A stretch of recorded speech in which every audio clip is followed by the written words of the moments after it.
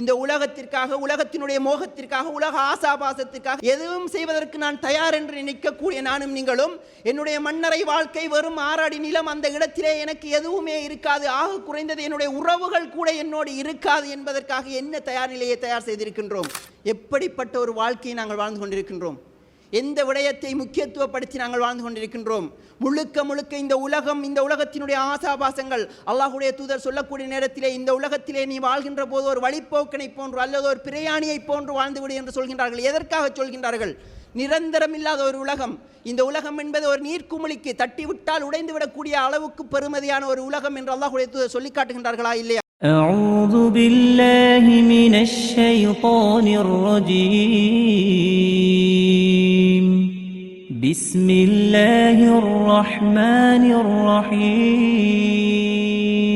அஷ்ஹது அன் லா இலாஹ இல்லல்லாஹு வஹ்தஹு லா ஷரீக லஹு வ அஷ்ஹது அன்ன முஹம்மதன் அப்துஹு வ ரசூலுஹு அம்மா பஅத்.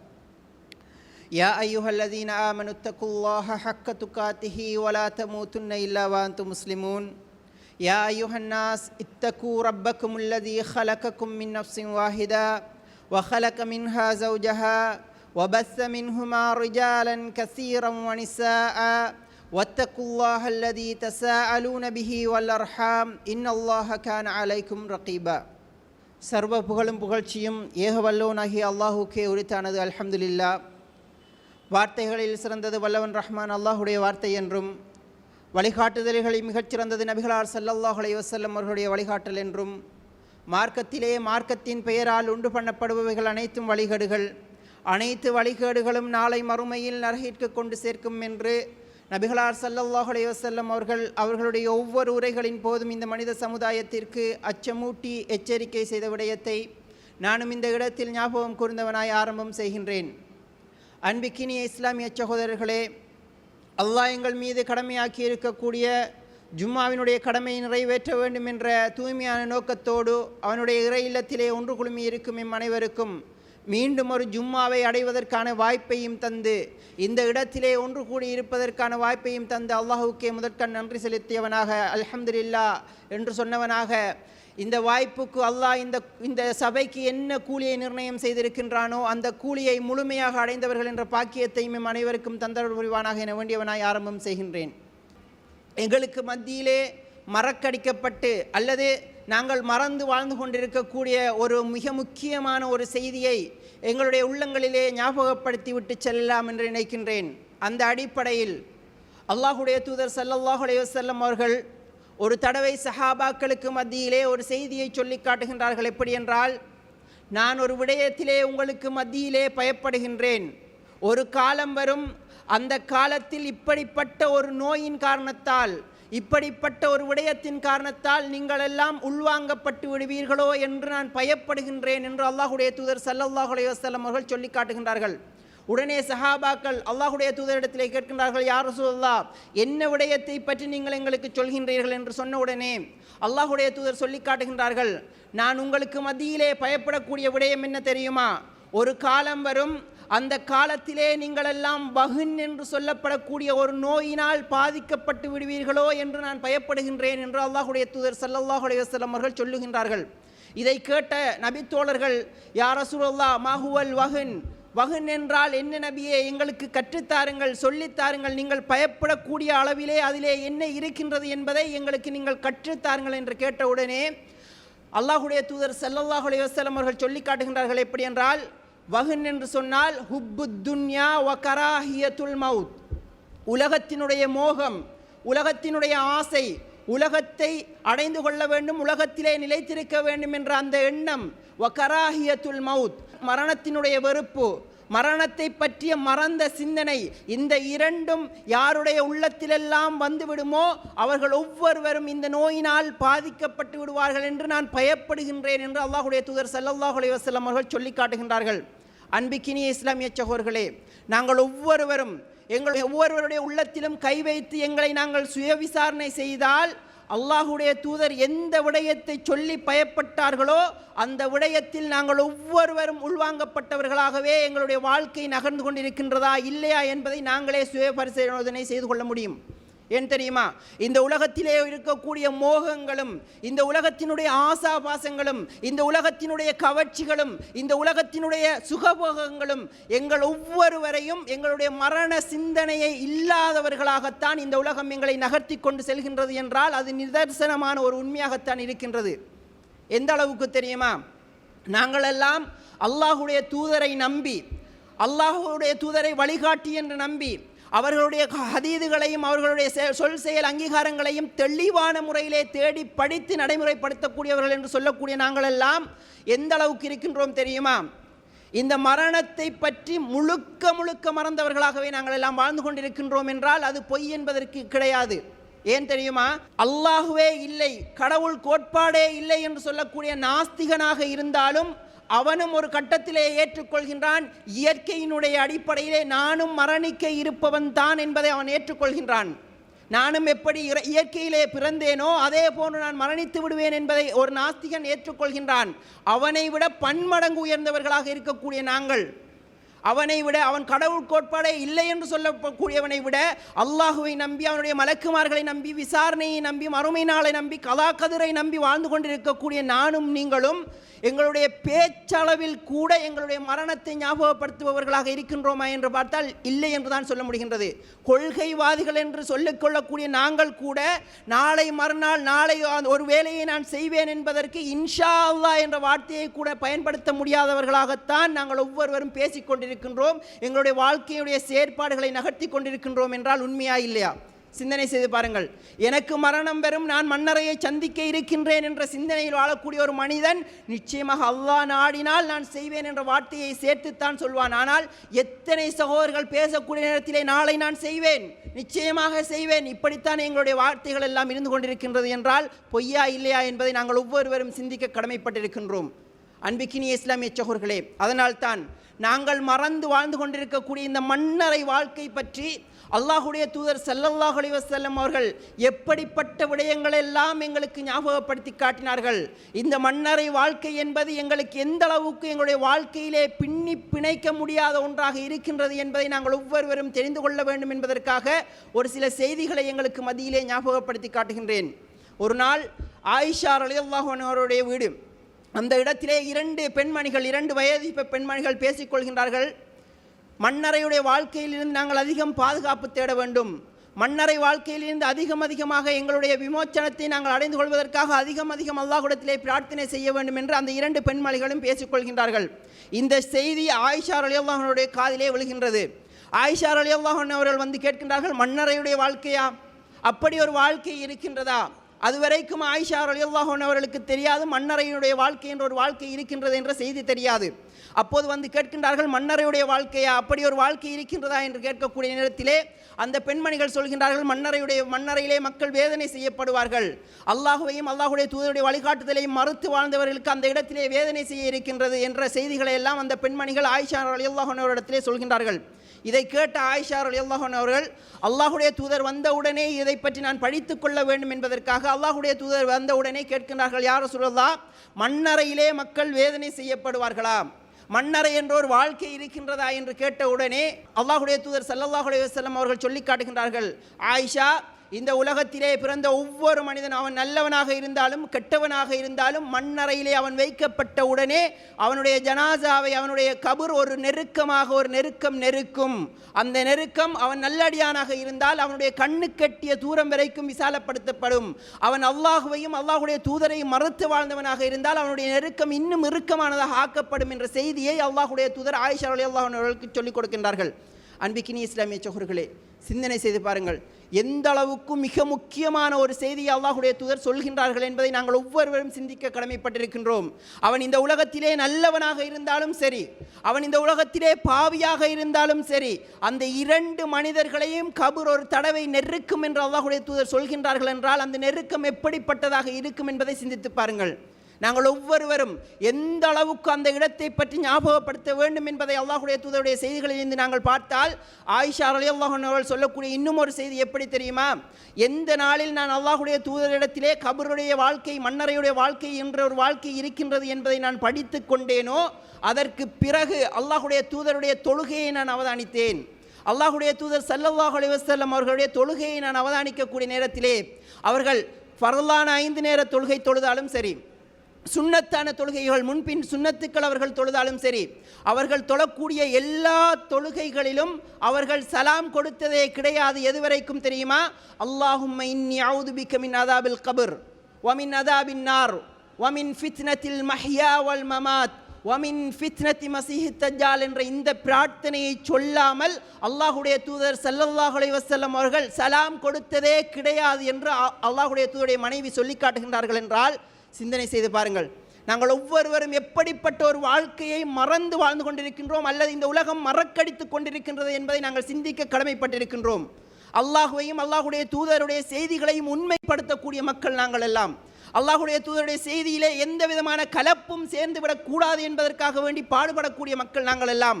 அல்லாஹுடைய தூதர் சொன்ன செய்திகள் தான் இவை என்பதை படித்து கொண்டிருக்கக்கூடிய நாங்கள் எல்லாம் இந்த செய்திகளை எந்த அளவுக்கு உண்மைப்படுத்தக்கூடியவர்களாக இருக்க வேண்டும் என்ற விடயத்திலே நாங்கள் கரிசனை இல்லாதவர்களாகவே வாழ்ந்து கொண்டிருக்கின்றோம்.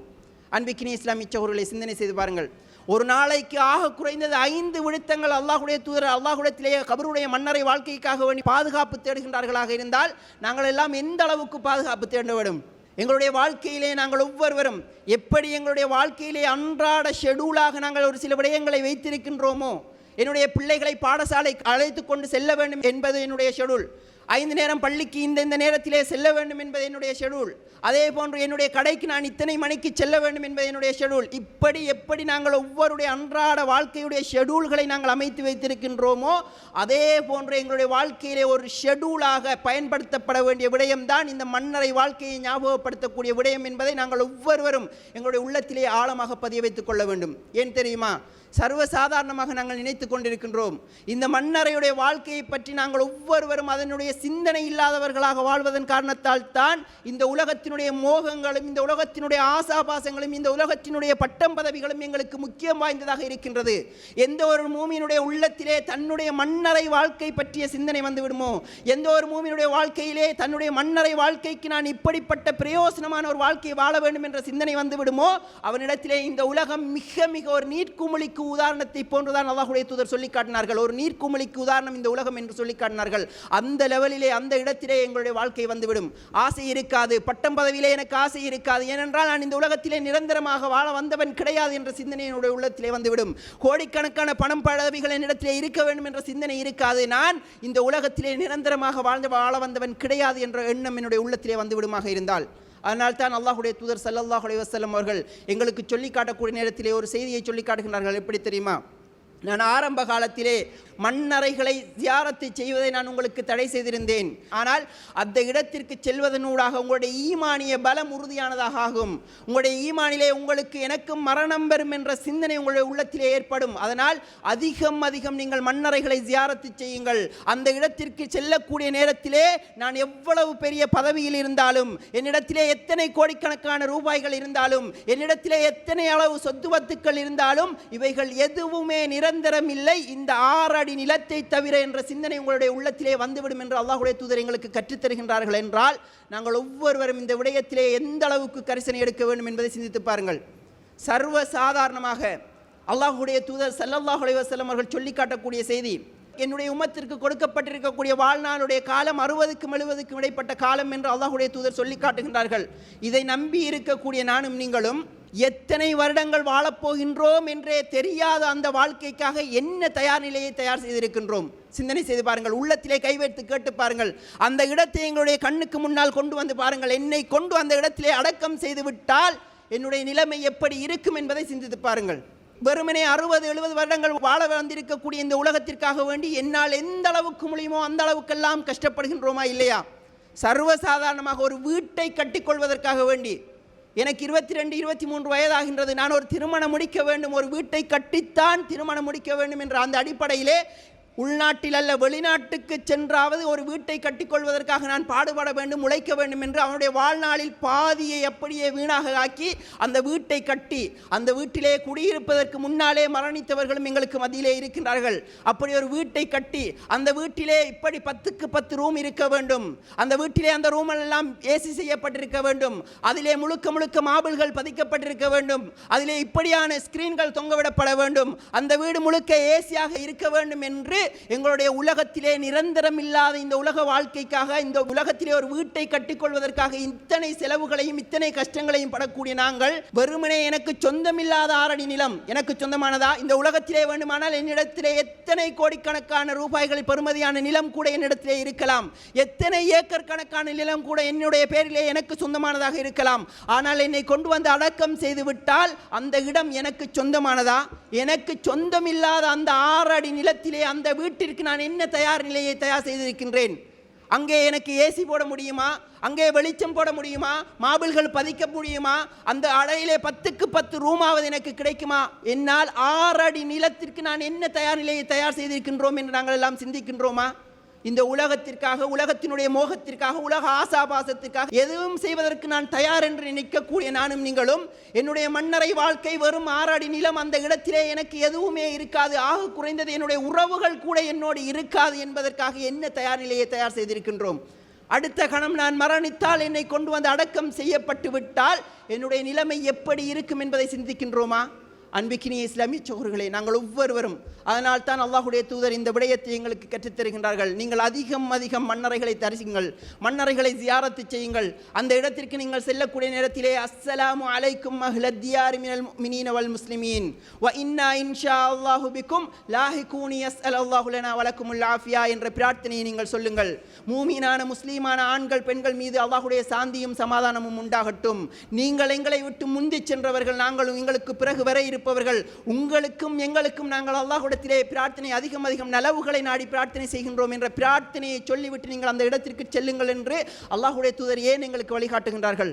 அல்லாஹ்வுடைய தூதருடைய செய்திகளை உண்மைப்படுத்தக்கூடிய மக்கள், அந்த செய்திகளுக்காக வேண்டி போராடக்கூடிய மக்கள் எந்த நிலையில் வாழ்ந்து கொண்டிருக்கின்றோம்? யாராவது ஒருவர் அவருடைய உள்ளத்தில், அல்லாஹ் நாடிய ஒரு சிலரை தவிர, உள்ளத்திலே கை வைத்து நான் இந்த நிலையில் இல்லை என்று சொல்லக்கூடிய அளவிலே நாங்கள் இருக்கின்றோமா?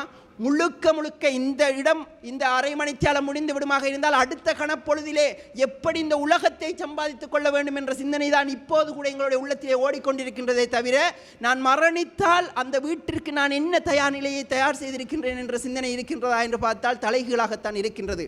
அன்பிக்கினிய இஸ்லாமிய சகோதரர்களே, அதனால் தான் அல்லாஹ்வுடைய தூதர் இந்த செய்தியையும் எங்களுக்கு சொல்லி காட்டுகின்றார்கள். ஏன் தெரியுமா? நான் இந்த உலகத்திலே எத்தனை விதமான சொத்து வத்துக்களை வைத்திருந்தாலும், எத்தனை விதமான கோடி ரூபாய்களை வைத்திருந்தாலும், எத்தனை விதமான பட்டம் பதவியை நான் வைத்திருந்தாலும் எதுவுமே என்னுடைய கபருக்கு வரப்போவது கிடையாது. வெறுமனே 3 விடயங்கள் என்று அல்லாஹ்வுடைய தூதர் எங்களுக்கு ஞாபகப்படுத்தி 3 விடயங்களை சிந்தனை செய்து வாருங்களேன். சதக்கத்துன் ஜாரியா, முதலாவதாக அல்லாஹ்வுடைய தூதர் சொல்லக்கூடிய விடயம் சதக்கத்துன் ஜாரியா. ஆக குறைந்தது நாங்கள் ஒவ்வொருவரும் எவ்வளவு கொடுக்கின்றோம் என்பது தேவை கிடையாது, என்ன விடயம் செய்கின்றோம் என்பது தேவை கிடையாது. அல்லாஹ் உள்ளத்தை பார்ப்பவன். என்னுடைய மன்னரை வாழ்க்கைக்காக நான் இதை செய்கின்றேன், இந்த எண்ணம் மாத்திரம் எங்களிடத்திலே இருக்கின்றதா என்பதுதான் அல்லாஹ்வுடைய பார்வை.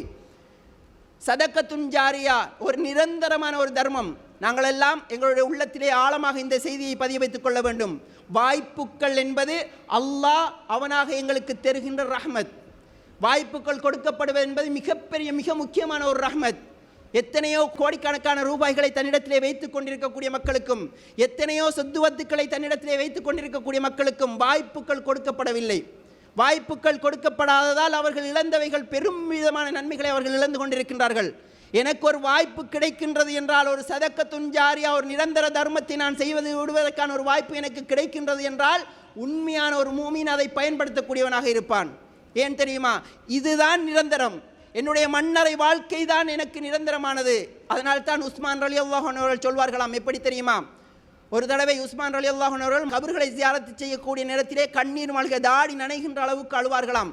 மக்கள் கேட்பார்களாம் அவர்களிடத்திலே, உஸ்மானே, அல்லாஹ்வுடைய தூதர் சுவர்க்கம் நரகம் பற்றி சொல்லக்கூடிய நேரத்திலெல்லாம் நீங்கள் அழமாட்டீர்களே, மன்னரைகளை ஜியாரத்து செய்யக்கூடிய நேரத்திலே நீங்கள் அழுகின்றீர்களே, ஏன் அழுகின்றீர்கள் என்று கேட்டவுடனே உஸ்மான் ரலியல்லாஹு அன்ஹு அவர்கள் சொல்வார்களாம், யாருடைய இந்த இடம் சிறந்ததாக அமைந்து விடுகின்றதோ அவருடைய இதற்கு பிறகு வரக்கூடிய எல்லா இடமும் சிறந்ததாக அமைந்துவிடும். யாருடைய இந்த இடம் படுமோசமானதாக அமைந்து விடுகின்றதோ இதற்கு பிறகு அவர் சந்திக்கக்கூடிய ஒவ்வொரு இடமும் படுமோசமானதாக அமைந்துவிடும் என்று நாங்கள் அல்லாஹ்வுடைய தூதருடைய அந்த செய்திகளூடாக படித்துக் கொண்டிருக்கின்றோமா இல்லையா? அன்பிக்கினிய இஸ்லாமிய சகோதரர்களை சிந்தனை செய்து பாருங்கள், எப்படிப்பட்ட ஒரு வாழ்க்கையை நாங்கள் வாழ்ந்து கொண்டிருக்கின்றோம், எந்த விடயத்தை முக்கியத்துவப்படுத்தி நாங்கள் வாழ்ந்து கொண்டிருக்கின்றோம். முழுக்க முழுக்க இந்த உலகம், இந்த உலகத்தினுடைய ஆசாபாசங்கள், அல்லாஹ்வுடைய தூதர் சொல்லக்கூடிய நேரத்திலே இந்த உலகத்திலே நீ வாழ்கின்ற போது ஒரு வழிப்போக்கனை போன்று அல்லது ஒரு பிரயாணியை போன்று வாழ்ந்துவிடு என்று சொல்கின்றார்கள். எதற்காக சொல்கின்றார்கள்? நிரந்தரம் இல்லாத ஒரு உலகம். இந்த உலகம் என்பது ஒரு நீர்க்குமிழிக்கு தட்டிவிட்டால் உடைந்து விடக்கூடிய அளவுக்கு பெருமதியான ஒரு உலகம் என்று அல்லாஹ்வுடைய தூதர் சொல்லி காட்டுகின்றார்களா இல்லையா? அந்த உலகத்திற்காக என்னால் எந்த அளவுக்கும் கஷ்டப்பட முடியுமாக இருந்தால் என்னுடைய மன்னரைக்காக நான் என்ன கஷ்டப்பட வேண்டும், எந்த அளவுக்கு கஷ்டப்பட வேண்டும்? அன்பிக்கினிய இஸ்லாமிய சகோதரர்களே, நாங்கள் ஒவ்வொருவரும் இந்த விடயத்திலே அதிகம் கரிசனை எடுக்க வேண்டியவர்களாக இருந்து கொண்டிருக்கின்றோம். முழுக்க முழுக்க இந்த உலகத்தினுடைய ஆசாபாசங்களும், எந்த நோயை பற்றி எந்த விடயத்தை பற்றி அல்லாஹ்வுடைய தூதர் எங்களிடத்திலே பயப்பட்டார்களோ, எந்த விடயத்தை சொல்லிக்காட்டி எங்களுக்கு இந்த விடயத்திலே நான் உங்களை அஞ்சுகின்றேன் என்று சொன்னார்களோ, அந்த நோயினால் நாங்கள் ஒவ்வொருவரும் பேசக்கூடிய நானும் தான், கேட்கக்கூடிய நீங்களும் தான், ஒவ்வொருவரும் பாதிக்கப்பட்டிருக்கின்றோம் என்பதில் எந்த விதமான மாற்று கருத்தும் கிடையாது. நாங்கள் ஒவ்வொருவரும் பாதிக்கப்பட்டிருக்கின்றோம்.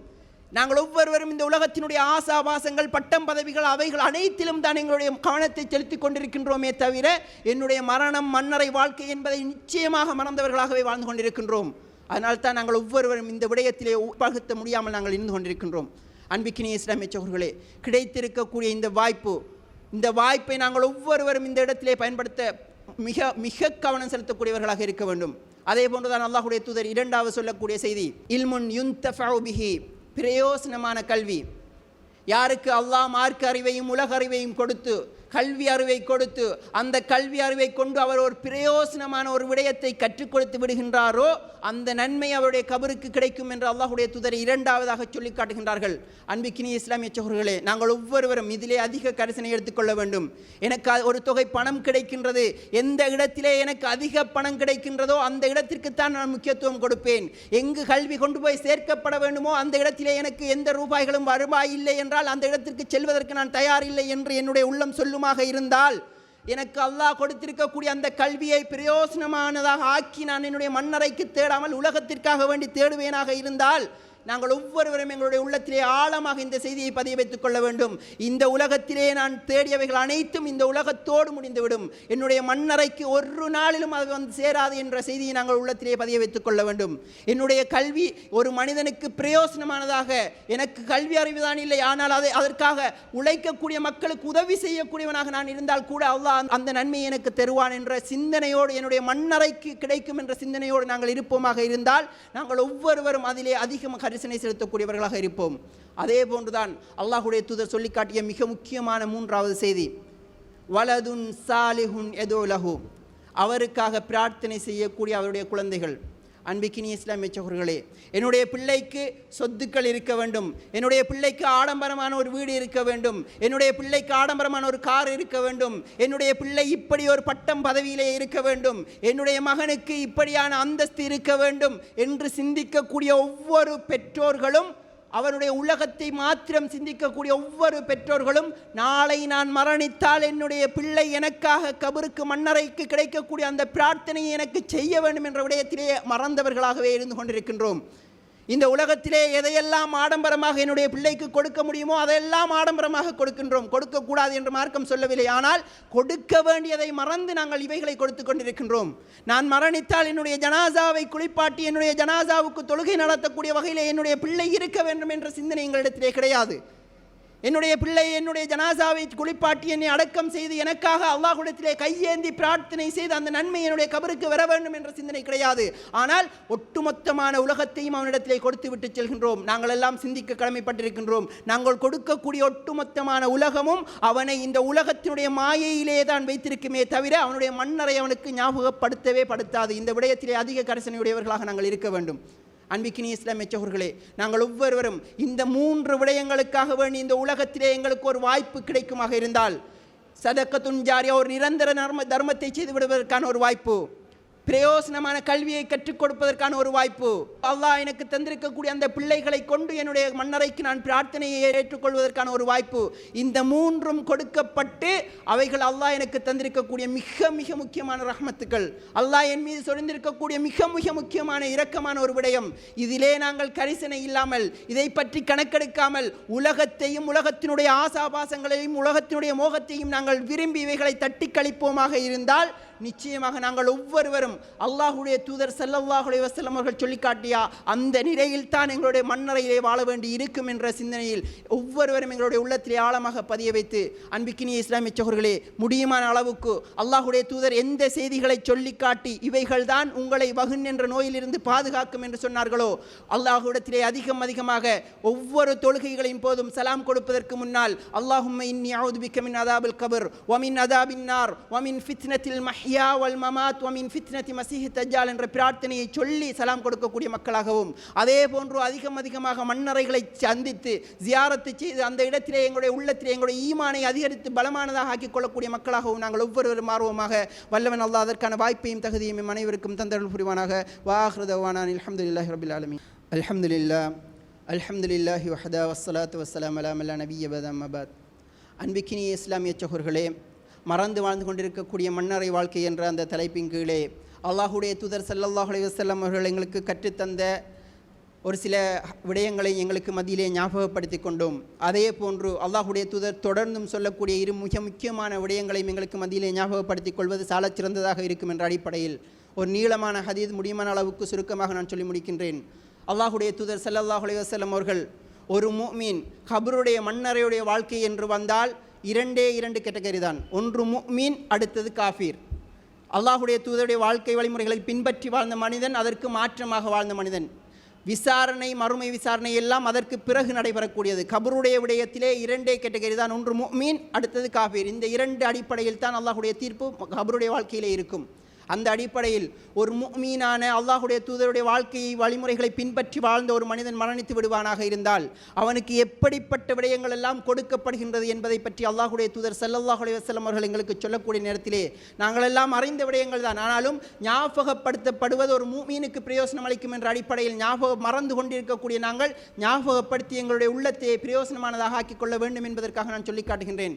அல்லாஹுடைய தூதர் ஸல்லல்லாஹு அலைஹி வஸல்லம் அவர்கள் சொல்லி காட்டுகின்றார்கள், ஒரு முஃமீனான ஒரு மனிதன், ஒரு முஸ்லீமான ஒரு அல்லாஹுடைய தூதருடைய வாழ்க்கை வழிமுறைகளை பின்பற்றி வாழ்ந்த ஒரு மனிதன் மரணித்து விட்டால் அவனுடைய ஜனாசா கத்திமூனி என்று சொல்லிக்கொண்டே இருக்கும் என்று அல்லாஹுடைய தூதர் சொல்லி காட்டுகின்றார்கள். என்னை அவசரமாக கொண்டு சென்று அடக்கம் செய்து விடுங்கள் என்று சொல்லிக்கொண்டே இருக்குமாம். அந்த மனிதனை கொண்டு வந்து அடக்கம் செய்யப்பட்ட உடனே அந்த மனிதனுடைய ரூஹ் அவனுடைய உடலுக்கு கொடுக்கப்பட்டதற்கு பிறகு மலக்குமார்கள், 2 மலக்குமார்கள் வருகின்றார்கள். வந்து அவனிடத்திலே கேள்விகள் கேட்கப்படுகின்றது. நாங்கள் ஒவ்வொருவரும் இந்த செய்தியை அறிந்து வைத்திருக்கின்றோம். அவனிடத்திலே 4 கேள்விகள் கேட்கப்படுகின்றது. கேட்கப்படக்கூடிய கேள்விகள் என்ன என்பதும் எங்களுக்கு தெரியும், அந்த கேள்விகளுக்கான பதில் என்ன என்பதும் எங்களுக்கு தெரியும். ஆனால் நாங்கள் மறந்திருக்கக்கூடிய விடயம் என்ன தெரியுமா? உன்னுடைய ரப்பு யார் என்றால் ரப்பி அல்லாஹ் என்று சொல்லிவிட முடியும். உன்னுடைய மார்க்கம் என்னவென்றால் மார்க்கம் இஸ்லாம் என்று சொல்லிவிடலாம். உன்னுடைய இவரை காட்டி இவர் யார் என்றால் இது என்னுடைய வழிகாட்டி அல்லாஹுடைய தூதர் நபி என்று, முகமது நபி என்று சொல்லிவிடலாம். இவைகளை எல்லாம் நீ எங்கிருந்து அறிந்து கொண்டாய் என்றால் அல்லாஹுடைய திருமறையிலிருந்தும் நபிகளாருடைய செய்திகளிலிருந்தும் அறிந்து கொண்டேன் என்று சொல்லிவிடலாம் என்று நாங்கள் சிந்தித்தால் ஒரு காலமும் அது நடக்காது. ஏன் தெரியுமா? அல்லாஹுடைய தூதர் ஸல்லல்லாஹு அலைஹி வஸல்லம் அவர்கள் இந்த செய்தியை சொல்லி காட்டுகின்றார்கள். எப்படி தெரியுமா? எந்த ஒரு மனிதன் இந்த உலகத்திலே அந்த வாழ்க்கை வாழ்ந்தானோ, எந்த ஒரு மனிதன் அல்லாஹுடைய தூதருடைய செய்திகளை, ஏவல்களை ஏற்று தடுத்தவைகளை தடுத்து வாழ்ந்தானோ அவனால் மாத்திரம்தான் இந்த பதில்களை சொல்ல முடியும். இந்த உலகத்திலே அப்படிப்பட்ட ஒரு வாழ்க்கை அவன் வாழ்ந்திருக்க வேண்டும். அப்படி இல்லாமல் அவைகளை புறக்கணித்து சொல்லப்படுவது எனக்கு கிடையாது என்ற எந்த ஒரு வாழ்க்கை வாழ்ந்துவிட்டு சென்ற யாராலுமே அந்த பதிலை சொல்ல முடியாது. அதனால் தான் தல்கீன் என்ற பெயரிலே இப்போது மலக்குமார்கள் வருவார்கள், உனக்கு தலையாகாமையிலே அமர்ந்து கேட்பார்கள், உன்னுடைய ரப்பு யார் என்று கேட்பார்கள். ரப்பி அல்லாஹ் என்று நீ சொல்லென்று ஜனாசாவை அடக்கம் செய்துவிட்டு அந்த இடத்திலே இருந்து தல்கீன் என்ற பெயரில் எல்லாம் சொல்லுவார்களே, இது ஒரு காலமும் நடக்காத விடயம் என்று அல்லாஹுடைய தூதர் சொல்லி காட்டுகின்றார்கள். அப்படிப்பட்ட ஒரு வாழ்க்கை வாழ்ந்திருந்தால் மாத்திரம்தான் எனக்கு பதில் சொல்ல முடியும். கேட்கப்படக்கூடிய கேள்விகள், உன்னுடைய ரப்பு யார்? அந்த மனிதன் பதில் சொல்வான் ரப்பி அல்லாஹ் என்று அந்த மனிதன் பதில் சொல்வான். உன்னுடைய மார்க்கம் என்ன? என்னுடைய மார்க்கம் தீனுல் இஸ்லாம் என்று அந்த மனிதன் பதில் சொல்வான். அல்லாஹுடைய தூதருடைய பெயரை சொல்லி இவர் யார் என்று கேட்கப்படும். அவர் என்னுடைய வழிகாட்டி அல்லாஹுடைய தூதர் முஹம்மது நபி என்று அந்த மனிதன் பதில் சொல்வான். இவைகளை எல்லாம் நீ எங்கிருந்து கற்றுக்கொண்டாய் என்ற ஒரு கேள்வி கேட்கப்படும். திருமறை மூலமாக நான் கற்றுக்கொண்டேன் என்று அந்த மனிதன் பதில் சொல்வான். சொன்னதற்கு பிறகு வானத்தில் இருந்து ஒரு சத்தம் கேட்குமாம், அவன் உண்மைதான் உரைக்கின்றான், அவன் உண்மை உரைத்தான், அவனுக்காக சுவர்க்கத்தினுடைய வாயில் நீங்கள் திறந்து விடுங்கள். சுவர்க்கத்திலே அந்த மனிதன் எந்த இடத்தில் இருக்கப் போகின்றான் என்ற அந்த காட்சிகளை எல்லாம் அவனுடைய கபருக்கு நீங்கள் காட்டுங்கள். அவனுடைய கபரை விசாலப்படுத்துங்கள். அல்லாஹ் எங்கள் ஒவ்வொருவருக்கும் இந்த பாக்கியத்தை தர வேண்டும். ஏன் தெரியுமா?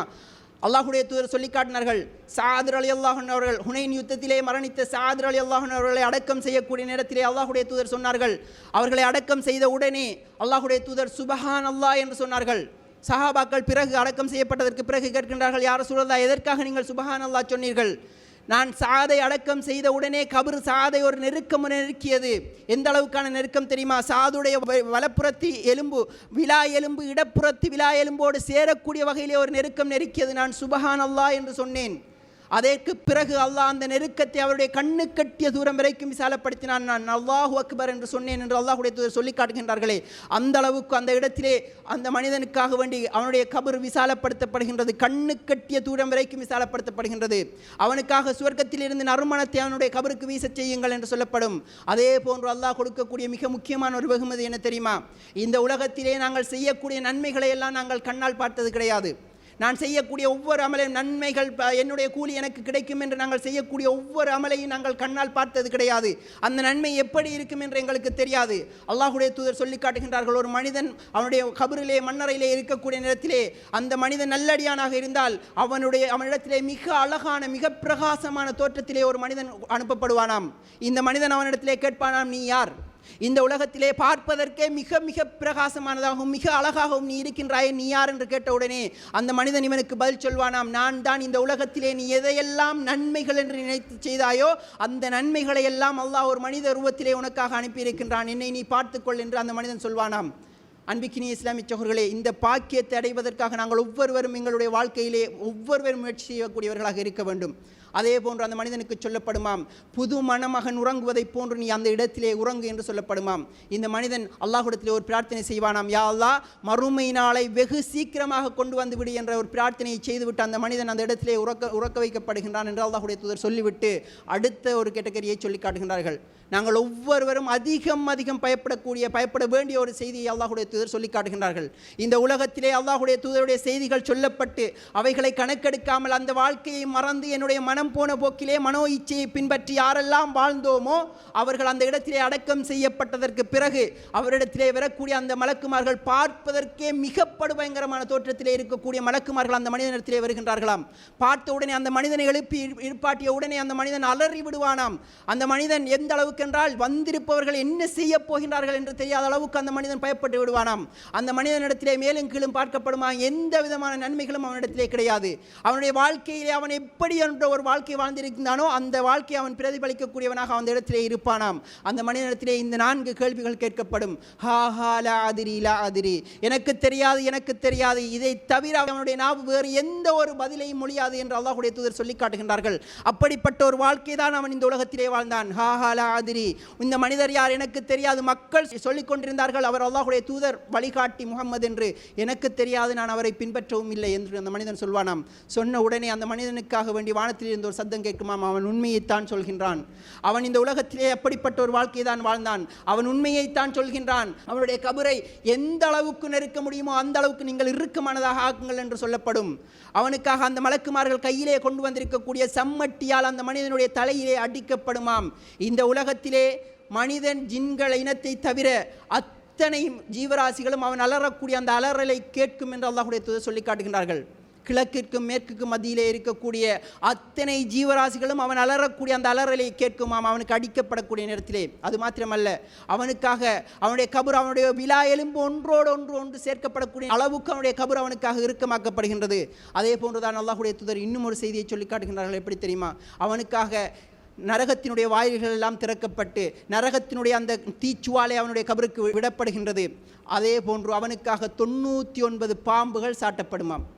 அந்த பாம்புகள் 99 பாம்புகளும் எப்படிப்பட்டவைகள் தெரியுமா? அதிலே ஒரு பாம்பினுடைய விஷம் இந்த உலகத்தில் பரவிவிடுமாக இருந்தால் அந்த 99 பாம்பிலிருந்து ஒரு பாம்பினுடைய விஷத்தை இந்த உலகத்திலே அந்த பாம்பு வெளிக்காட்டுமாக இருந்தால் இந்த உலகத்திலே இருக்கக்கூடிய பச்சை பசேல் என்று இருக்கக்கூடிய அத்தனை புல்பூண்டுகளும் நாசமாக கருகிவிடும் என்று அல்லாஹ்வுடைய தூதர் சொல்லி காட்டினார்கள். அந்த அளவுக்கு மிக கொடுமையான ஒரு விஷத்தை அந்த பாம்பு அந்த மனிதனுடைய உடலிலே செலுத்திக் கொண்டே இருக்குமாம். எதுவரைக்கும் தெரியுமா? சூர் ஊதப்படுகின்ற வரைக்கும், மண்ணறையிலிருந்து அவன் எழுப்பப்படுகின்ற வரைக்கும் இந்த வேதனை அவனுக்கு தொடர்ந்து கொடுக்கப்பட்டு கொண்டே இருக்கும் என்று அல்லாஹ்வுடைய தூதர் சொல்லி காட்டுகின்றார்கள். அன்பிக்கினிய இஸ்லாமிய சகோதரர்களே, இப்படிப்பட்ட ஒரு வாழ்க்கையை மறந்து, நிரந்தரமான ஒரு வாழ்க்கையை மறந்து, நிரந்தரம் இல்லாத இந்த உலகத்திற்காக என்னெல்லாம் கஷ்டப்பட்டு கொண்டிருக்கின்றோம், நிரந்தரம் இல்லாத இந்த உலகத்திற்காக எந்த அளவுக்கெல்லாம் தியாகம் செய்கின்றோம், யாரை ஏமாற்ற முடியுமோ ஏமாற்றி கொண்டிருக்கின்றோம், யாருக்கு அநியாயம் செய்ய முடியுமோ அநியாயம் செய்து கொண்டிருக்கின்றோம், யாருக்கெல்லாம் கஷ்டத்தை கொடுக்க முடியுமோ அதையெல்லாம் நாங்கள் செய்து கொண்டிருக்கின்றோம். எதற்காக?